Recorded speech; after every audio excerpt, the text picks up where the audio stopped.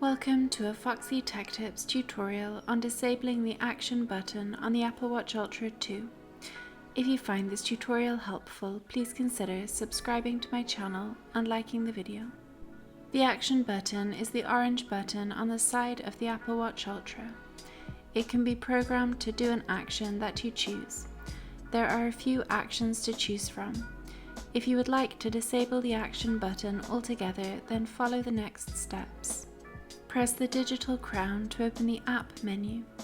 Then tap the Settings cog to open Settings.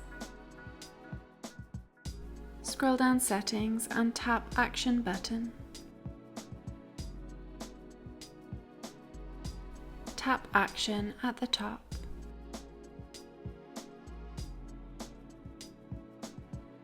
Then scroll to the bottom of the options and tap None.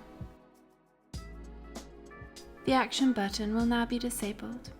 You will still be able to hold down on the action button to turn on the siren, unless you disable the option in the action button settings.